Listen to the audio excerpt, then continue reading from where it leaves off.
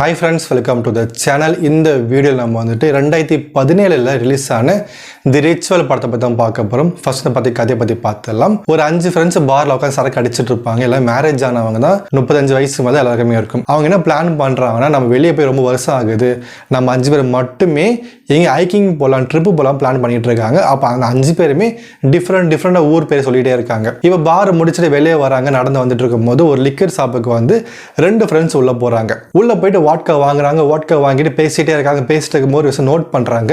அங்கே இருக்கிற shop keeper வந்து அடிப்படை கீழே விழுந்து கிடக்குறாங்க. இதை பார்த்துட்டு என்னென்னு யோசிச்சுட்டு இருக்காங்க. அப்போது சடனாக ஒரு ரூம்ல இருந்து ஒரு 3 பேர் வெளியே வராங்க.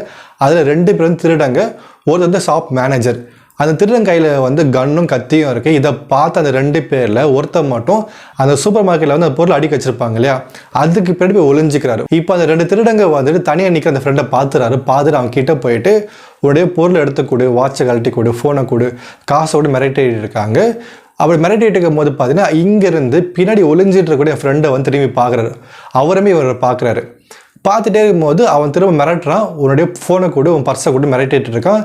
இந்த ஃப்ரெண்டுமே எதுவுமே பண்ண முடியாமல் அவன் ஃபோனையும் பர்ஸையும் எடுத்து கொடுத்துட்டு இருக்காரு.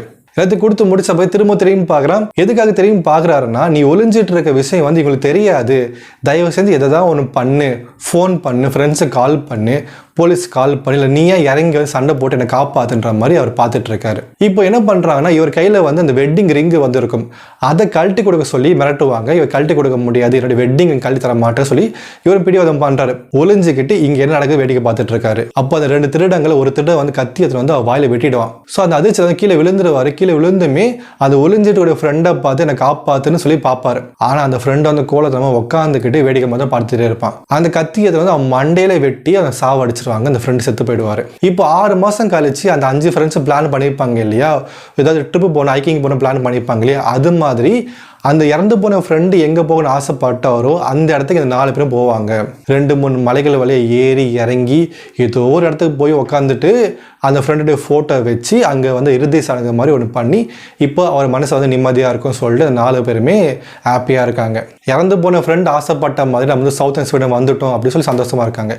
இப்போ வீட்டுக்கு போகணும் இல்லையா, வந்த வழி திரும்ப நடந்து போயிட்டுருக்காங்க. அப்படி நடந்து போயிட்டு இருக்கும்போது ஒரு பாறைக்கு நடுவில் கால் மாட்டி ஒருத்தர் வந்து கீழே விழுந்துருவார். அவருக்கு வந்து கால் சுளிக்கும், இல்லை ஃப்ராக்சர் ஒன்று ஆகிடும், பிளட் வந்து கிளாத் ஆகிடும். இப்போ அந்த 4 பேரும் என்ன பிளான் பண்ணுறாங்கன்னா, இந்த அடிப்படை காலை வச்சு நம்மளால் ரொம்ப தூரம் நடந்து போக முடியாது, அதனால் ஷார்ட்கட்டை எதாவது இருக்கா பார்க்கலாம் சொல்லி பிளான் பண்ணிகிட்டு இருப்பாங்க. அப்போது வந்து இவங்க மலை பக்கத்திலே வெட்ட வெளியாக தான் இருந்துட்டு இருப்பாங்க.